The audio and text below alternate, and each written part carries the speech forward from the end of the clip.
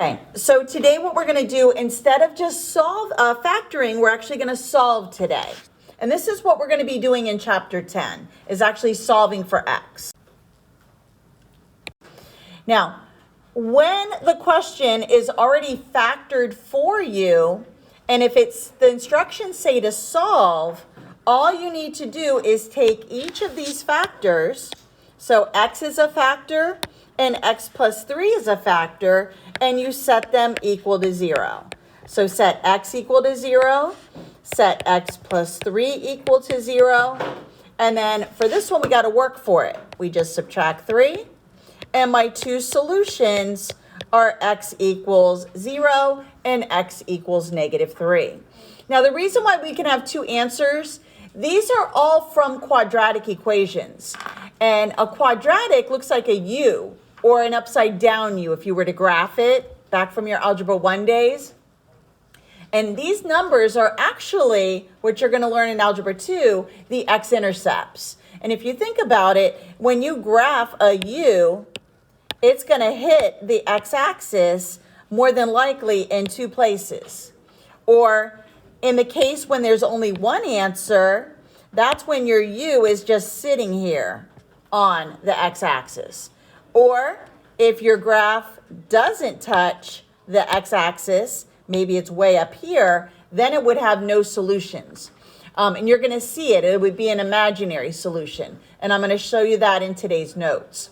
When we're doing the circles, we're not going to be worried about imaginary.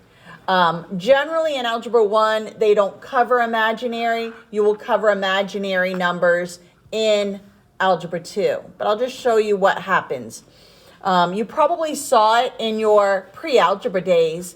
Whenever you ended up with a negative number under a square root, your teacher probably just told you, put not real. And that's what we're going to do in the homework tonight. But I'll show you what I mean by that. So the two answers here are just x equals 0, x equals -3 if it's already factored for you. This one is also already factored for me. So all I have to do is set 5x equal to 0 and the 3x minus 2 equal to 0. Now when you're entering the answer for this green one, do not enter it as 0 over 5. The answer here, simplified form, is just x equals 0. Let's solve the next one. We're actually going to get a fraction here. Add 2. 3x equals 2. Divide by 3. And x equals 2/3. Now, if they give you a question, so what we're going to be eventually getting to is if we had something like x squared plus, let's see, let me make up a number. Let's see, plus 5, and let's say this is 6. So when you get a question like this, you know that you are factoring, finding two numbers that multiply to give you 5, that will add to give you 6, and that's going to be x equals x plus 5 and x plus 1. So if they don't give you this, and they had already just given you the answer, then you just set the two factors equal to 0 and solve. So if it's already in factored form, just take the two factors and set them equal to 0. In the notes yesterday and the day before, the word that's right here said factor. Now the word has changed and now it says solve. So this is why we have to take it one step further. Let's try another one. It is acceptable. Now, if you remember back when we did Pythagorean theorem, and remember when we would get it down to like c squared equals, remember to find the value of c, we just had to square root. So when you have something that looks like this, and they want you to find the value of x, all you're doing is taking both sides, square rooting it, and x equals. Now, what's different from what we did with Pythagorean theorem, when we were doing Pythagorean theorem, we would only keep positive 2. We never kept the negative square root because we never wanted a negative side length for our triangle. However, now when we're solving and we're doing our algebra, we need to keep both answers. Now, this is a little shortcut symbol to show that the answers are actually x equals 2 and x equals -2. Again, when you're doing the homework, they're going to have a whole bunch of numbers, and you just click on the ones that are the answers. And this answer is both positive and -2. Now, the other way that you can solve these, if you don't want to use the square root method, and if you prefer to factor them, the other thing you can do is generally whenever you're solving an equation, you're supposed to be setting it equal to 0. So if I were to move the 4 to the other side, then I could factor the difference of two squares and make it x plus 2, x minus 2, and then I set each factor equal to 0. Honestly, the square root method is a lot faster. However, realize that this is another possible option of solving these. This is only when there's an x squared or a variable squared and a number. If there is a third term, you have to factor the trinomial. Okay? Next one. I can either just do the square root method, square root both sides, and this is going to give me x equals 3 and x equals -3. Again, if you prefer to move it over and then factor it, you can do it this way as well. X plus 3, x minus 3 are the factors, but when it says solve, you take it one step further and set each of your factors equal to 0. So I would get -3 and +3. Either method. So either method. Same thing here. Now, if you want to leave it like this and factor it, it works. X minus 6, x plus 6. It's the difference of two squares. Set each factor equal to 0. Solve for x by adding 6. X equals 6. Subtract 6. Now, when you're doing the homework, it's going to ask you how many real solutions do these have? This has 2 real solutions. Negative numbers are real, and so is the +6. So this has 2 real solutions. Now, you could have also decided, you know what? I'm just going to move the 36 to the other side and use the square root method. This works as well. Square root it. Just remember, you're getting x equals 6 and x equals -6. 2 real solutions. Yes. However, I just wanted to bring this to your attention. So when we have something that looks like this and it's not a perfect square, what we can do here is use the square root method by subtracting 10. And then when I try to square root both sides, whenever there is a negative number under the square root, you're going to stop and you're going to say no real solution. Because what this is going to give you, once you square root this, and this will be something you learn in Algebra 2, the square root of a negative number gives you an imaginary number. It's the letter I. This would have given you plus and minus I square root 10. You do not need to know this. Okay, this is coming up next year. If you get, once you move the number over, if when you try to square root both sides, if this number is negative under the square root, stop and say no real solution. And don't do anything any further. Now again, you can do this 2 ways. You can either choose to move the 47 and then factor it, or you can move the 17 and use the square root method. Again, the square root method would probably be the fastest. Go ahead and add 17 to both sides. 47 plus 17 is 64. Use the square root method, square root both sides, and x equals 8, and x equals -8.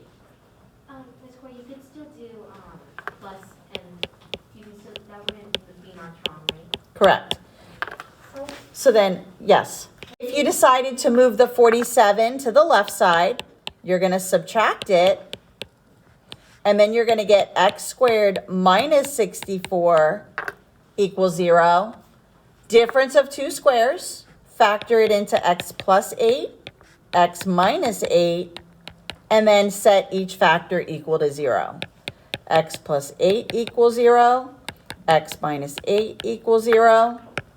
Subtract the 8, add the 8, and you get the same answer that you got when you used the square root method. Either method is acceptable. Okay. Next one, same thing. This is one of the questions that we did in the notes yesterday. I can either choose to factor it, because it's already set up to be factored. Factor out the greatest common factor first. X squared minus 36 equals 0. And then now factor the difference of two squares. X minus 6, x plus 6. And now set each factor equal to 0. So I need to set this 4 equal to 0, this x minus 6 equal to 0, and the x plus 6 equal to 0. Now the very first one, 4 equals 0, that's nonsense. That will never happen. There's no variable to solve for, so we don't need to do anything there. If that GCF, if it were 4x equal to 0, then I would solve that. But it's not, so I don't need to do anything there. Set the next one equal to 0, so add 6. So I have a solution at positive 6 and negative 6. Now, if you choose to use the square root method, you would take the 144, add it to the other side. 4x squared equals 144. Divide by 4. X squared equals 36. Square root both sides. And x equals 6. And x equals negative 6. Let's try the next. Go back. Let me make one that's not a perfect square.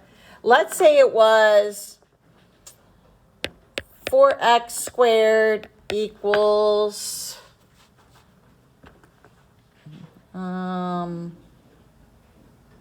20. So here what we would do is isolate the x squared term, and we would get x squared equals 5. Square root both sides. 5's not a perfect square, so you would leave it as the square root of 5 and the negative square root of 5. The negative sign can be outside the square root symbol. All right, so if it's not a perfect square, you're just going to leave it in simplest radical form. If it were something that couldn't be, like, let's say it was not 4x, let's say it was just x squared equals 20, then we would square root both sides, and we would get x is equal to positive square root of 20 and negative square root of 20, but I got to do the factor tree. And I'd have to break it down. 4 times 5, and then it would be 2 square root 5, and then negative 2 square root 5. So if it's not a perfect square, you have to leave it in simplest radical form. We're going to see this a lot tomorrow with the quadratic formula. There are 2 new problems. So this is another example, and this is another example. All right. Actually, that's 2. Now, before we had questions that look like this, where it was x squared equals 9, and you just knew that it was square root it, positive 3, negative 3. So your goal here is to isolate the squared term. So this is my squared term. It's isolated. It's on the left side all by itself. So what I'm going to do here is I'm going to use the square root method. I'm not going to FOIL anything. I'm just going to square root the left side, square root the right side. When you square root a square, just like we saw here, it cancels it. So the x minus 2 comes out of that square. But then the 9, when I square root it, it turns into positive 3 and negative 3. So now what I need to do is 2 problems here. I'm going to solve x minus 2 equals positive 3 and x minus 2 equals negative 3. Because this 9 turned into both positive and negative 3, just like I saw right here. Now I got to solve for x. So I'll add 2, x equals 5, add 2, and x equals negative 1. I'm going to go ahead and square root both sides. I'm going to square root both sides. Remember, square rooting this square cancels it. 2x plus 1. And again, remember, it turns it into a positive 5. And then set it equal to the negative 5. Because the 25, when you square root, it gives me both. Now I need to solve for x. I'm going to get a fraction. Maybe not. Nope. 2x equals 4. Divide by 2, x equals 2 over here, 2x equals negative 6, and x equals negative 3. All right, last slide. Now, whenever your equation is like this with 3 terms, you need to set it equal to 0 and then factor. So what I need to do is if it's not set equal to 0, fix it. So now it's x squared minus 5x plus 6 equals 0. This is standard form with the x squared term, then the x, then the constant. This is an example of what we already did from the notes from yesterday. I'm going to now look for the 2 numbers that will multiply to give me the 6, but who will add to give me the middle. So those 2 factors are going to be negative 2 and negative 3. Because when I multiply them, I get positive 6, and when I add them, I get the negative 5. So now you'll put them into the 2 binomials, x minus 2, x minus 3, set each of the factors equal to 0. So x minus 2 equals 0. X minus 3 equals 0, add the 2, add the 3, and we're done. The next one, again, you need to set your equation equal to 0. So 2x squared minus 5x plus 3 equals 0. I have to do the factor by grouping here first. Once I get my 2 factors, set them equal to 0. So I'm going to multiply the beginning and the end.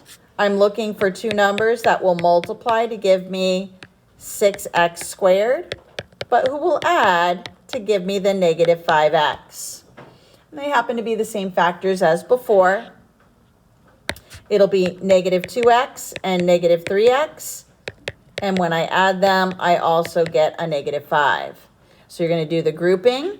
So rewrite the first term. Replace this middle with the 2 factors you just found. And then rewrite the last. Make your groups.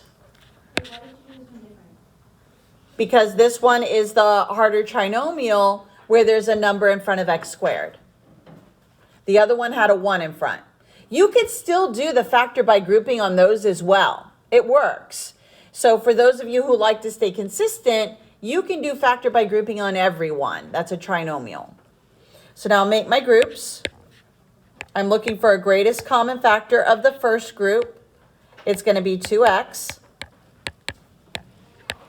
Divide. GCF of the next group is going to be negative 3. Because remember, after I divide, I want these 2 to look the same. And if I pull out a positive 3, it won't. So now put these 2 together and take the one that was repeated. And now set each factor equal to 0. So 2x minus 3 equals 0. X minus 1 equals 0. So solve for x by adding 3, dividing by 2. So the first answer is 3 over 2. When you get fractions, you're going to enter them as fractions. And then the last one, add 1, and x equals 1.